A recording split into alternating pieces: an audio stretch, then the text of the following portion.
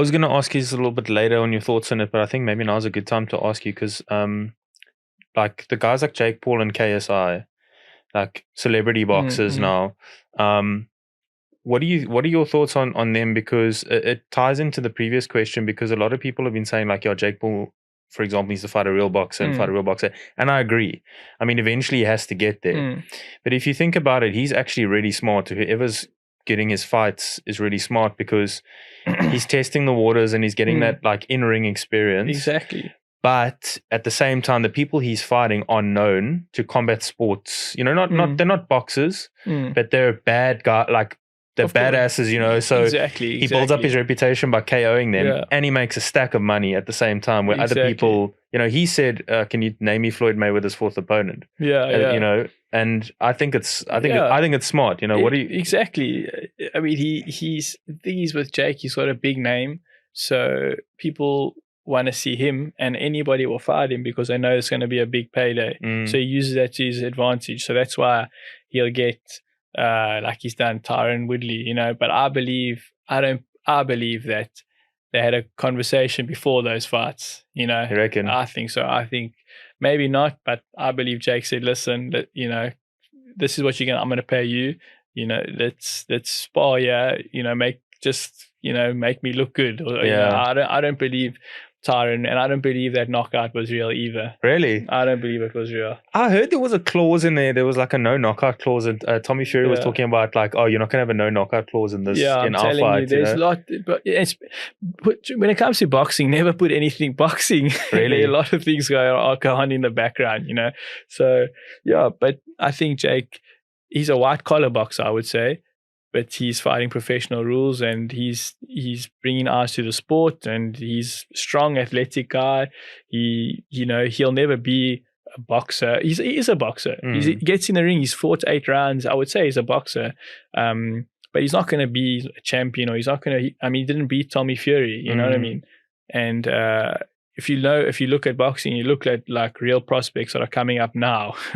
It's next. It's not even, you know, Jake Paul and them won't even feature there. But there's different, and there's, you know, not everyone wants to be Jake Paul. He talks about being a world champion. Yeah, fighting Canelo and stuff like that. That's why he's fighting Nate Diaz now. You know, which is a great fight for him because he looks for guys with big names, but are not. You know, we all Nate's got stand up for the cage, and I think he's a great fighter, tough fighter, but as a boxer, I don't know if he'll transition well to that. He's also, Jake's naturally bigger than him, so he does that also. Yeah. And, you know, Nate's not going to really train for this fight, I don't think.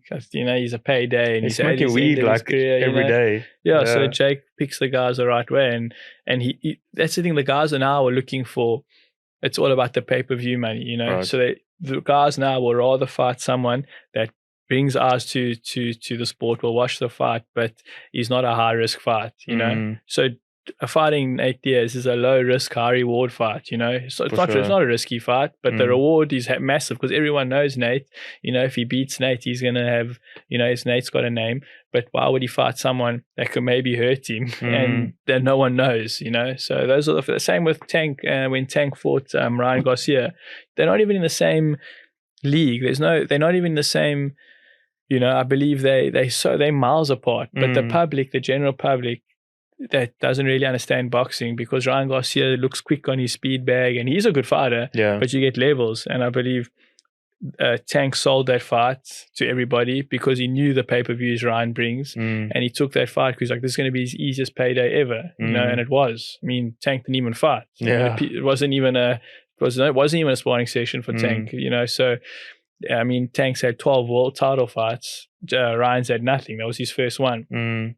So that's what the guys are doing, and I don't blame them. You got to make the money in the sport, you know.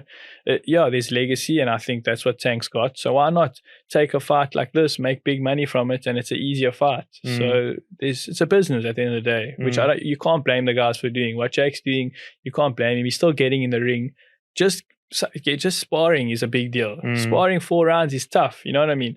Now he's getting in the ring with those 10-ounce gloves. You can't knock him. I mean, really, it's not easy. No matter if he's fighting washed up guys or whoever he's fighting, it's still tough. So you have to take your hat off to him. Hey guys, if you enjoyed that clip, I've got another one for you over here and over here. Please don't forget to subscribe over here and have a look at my other socials down in the description box below. Thanks for watching.